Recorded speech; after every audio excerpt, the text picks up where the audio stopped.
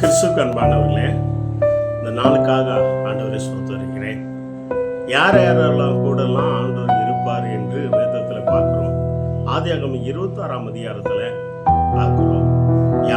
ஆண்டவர் சொல்லுகிறார், ஆபிரகாம் என் சொல்லுக்கு கீழ்ப்படிந்து நடந்தது போல நடப்பேன், அவனோடு கூட இருப்பேன் என்று சொல்கிறார். யார் யாரெல்லாம் ஆண்டவருடைய கட்டளைக்கு வார்த்தைக்கு கீழ்ப்படிஞ்சு அவர் சொல்லும் போது கீழ்ப்படிகிற ஜனங்களோடு தான் இருக்கிறவராகவே இருப்பார். சும்மா கீழ்ப்படியலன்னா இருக்க மாட்டார். அன்று ஆபிரகாம் இந்த தேசத்தை விட்டு போயின்னு சொன்ன உடனே கீழ்ப்படிந்து அப்படியே போனார். அப்ப ஆண்டவருடைய வார்த்தைக்கு அவர் என்ன சொல்லுகிறாரோ அதை அப்படியே கீழ்ப்படியணும். இவன் சவுல்கிட்ட சில காரியம் சொன்னார், கீழ்ப்படியல, அதனால ஆண்டவர் அவனோடு இல்லை, அவரோடு இல்லை. தாவீதுகிட்ட சில காரியம் சொல்றாரு, ஆனா தாவீது அவர் சொல்லுக்கு கீழ்ப்படுகிறான். அப்ப ஆண்டவர் அவரோடு கூட இருக்கிறார். யாரெல்லாம் அவருடைய வார்த்தை சொன்ன உடனே கீழ்ப்படியணும்.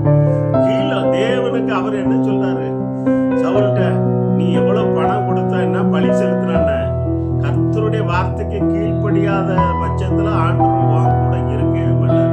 பொண்ணு கேட்கல, பொருள் கேட்கல, கோடிக்கணக்கில் கொண்ட பணத்தை கேட்கல, அவர் என்ன சொல்றாரோ அவர் அப்படியே அதான் ஆண்டவர் சொல்றார். ஆபிரகாம் இது யார்கிட்ட சொல்றாருன்னா அவன் பிள்ளைகிட்ட சொல்றாரு, ஈசாக்கிட்ட சொல்றாரு, ஆபிரகாம் என் சொல்லுக்கு கீழ்ப்படிந்து நடந்தது போல நீ நடப்பாயானால் நான் உன் கூட இருப்பேன். அதே போல ஈசாக்கு கீழ்ப்படிந்தான், யாக்கோபு கீழ்ப்படிந்தான். அதனாலதான் ஆண்டவர் இருக்கிறவராகவே இருக்கிறார். சும்மா அந்த அன்னைக்கு நீ என்ன வேணாலும் பண்ணிட்டு அவருடைய வார்த்தைக்கு கீழ்ப்படியாம ஆண்டவர் என் கூட இல்லை அப்படின்னா இருக்க மாட்டார். நிர்வசனங்கள் நீங்க கர்த்தரோடு இருந்தால் கர்த்தர் உங்களோடு இருப்பார். நீங்கள் கர்த்தரை கைவிட்டு அவரும் உங்களை நம்பிவார்கள். தவப்ப நம்மளை உலகத்தையும் வானத்தையும் பூமி படைத்து மனுஷரை படைத்த ஜீவனுள்ள தேவன் நம்முடைய பரம தந்தை. அந்த தந்தைக்கு நீ முதல்ல கீழ்ப்படியணும். அப்பதான் உன் கூட இருப்பாரு. உன் செய்யற தொழில இருப்பாரு, வேலையில இருப்பாரு, படிப்புல இருப்பாரு, செய்யற விவசாயத்துல இருப்பாரு, செய்யற அனைத்து காரியங்களும் ஆண்டவர் சொல்கிறார் பாகத்துல நீ கைட்டு செய்யற எல்லா வேலையிலும் நான் கூட இருப்பேன். எப்பன்னா அவர் சொல்லுக்கு நீ கீழ்ப்படியும் போதுதான் உன் கூட இருப்பார். சும்மா அவருடைய வார்த்தைக்கு கீழ்ப்படியாம உன் இஷ்டத்துக்கு என்னமோ பண்ணிட்டேன்னா உன் கூட இருக்க மாட்டார். இந்த வார்த்தை கேட்டுக்கொண்டு இருக்கிற சகோதரனே, சகோதரியே, தாயே, தகப்பனே, நீங்க யாரா இருக்கலாம், ஏழையா இருக்கலாம், பணக்காரனா இருக்கலாம், இந்துவா இருக்கலாம், முஸ்லீமா இருக்கலாம், கிறிஸ்டினா இருக்கலாம். ஆனா ஆண்டவர் சிலருக்கு ஒரு கட்டளை வச்சிருக்கிறார்.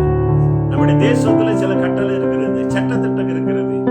அதுக்குன்னு அவன் கீழ்ப்படிஞ்சு நடந்தாதான் என்ன பண்ண முடியும், அவன் உள்ள போக மாட்டான்.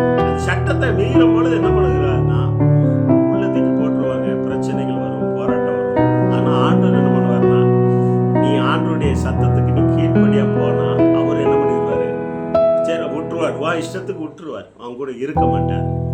பாடு வந்தாலும் வேதனை வந்தாலும் அவன் கூட இருக்க மாட்டார். ஆனா அவர் சொல்லுக்கு நீ கீழ்ப்படிந்து நடக்கும் பொழுது அவன் கூட இருக்கிறவராகவே இருக்கிறார். யாரெல்லாம் ஆண்டோடைய வார்த்தைக்கு கீழ்ப்படுகிறார்களோ அவர் சொன்ன போது கேட்டணும். தேவ பிள்ளைகளே, அவருக்கு அதான் விரும்புவார். என்ன ஒரு வசனம் சொல்லுது, கர்த்தருடைய வார்த்தை கேட்கறது இல்லாம ஆண்டவர் உங்கள்கிட்ட வேற என்னத்தை கேட்காரு, ஆண்டவர் கெஞ்சின போல கேட்காரு. என் பிள்ளைகளு என் வார்த்தைக்கு என் சொல்லுக்கு கீழ்ப்படியணும். உங்க பிள்ளைகளு உங்களுக்கு கீழ்ப்படியலாம் எவ்வளவு கோவம். இன்னைக்காவது எனக்கு கீழ்ப்படுகிறையா என் பிள்ளைகளை, அந்த கீழ்ப்படுத்தி நடக்கிற பிள்ளைகளுக்குள்ள ஆசீர்வாதமே ஆசீர்வாதம். யோசிப்பு தாய் தப்பனுக்கு நல்லா கீழ்ப்படுத்தி நடந்தான்.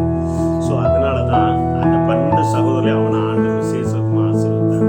இந்த வார்த்தையை கேட்டுக்கொண்டு இருக்கிறது என்னுடைய பிள்ளைகளே, ஆண்டவர் உங்களோடு கூட இருக்கிறவராக இருக்க வேண்டும் என்றால் அவருடைய சொல்லுக்கு நீங்கள் கீழ்ப்படிய, அவர் என்ன சொல்றாரோ அதாம அண்ணான மரியாளம்மா மேரியம்மா சொல்றாங்க, சீசர்கிட்ட அந்த கல்யாண வீட்டில் காணாவர் கல்யாண வீட்டில் யோவான் 2ஆம் அதிகாரத்துல அவர் என்ன சொல்றாரோ அதன்படி செய்யுங்க. எப்படி பாருங்க, அவர் என்ன சொல்றாரோ அதன்படி செய்யுங்க.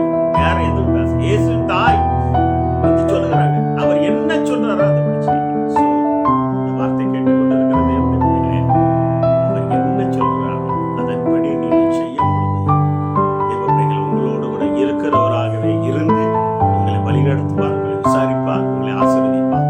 கண்களை மூடி ஜெபம் செய்வோமா? நல்ல ஆண்டவரே, ஸ்தோத்திரம். வார்த்தைக்காக சொல்றோம்ப்பா. நீர் எங்களோடு கூட இருக்க வேண்டும்டா. நீர் சொல்ற வார்த்தைக்கு நாங்கள் கீழ்ப்படியணும். அப்ப எங்களோடு கூட இருப்பேன், எங்களை விசாரிப்பேன், எங்களை பாதுகாப்பேன், பராமரிப்பேன். செய்கிற தொழில, படிப்புல, வீட்டுல, விவசாயத்துல, ஊழியத்துல எல்லாத்திலையும் நீர் சொல்லும் காரியங்களுக்கு நாங்கள் கீழ்ப்படியும் போது எங்களோடு கூட இருக்கிற தேவனே சோதரம். இப்பொழுது தேவ வல்லமை ஒவ்வொரு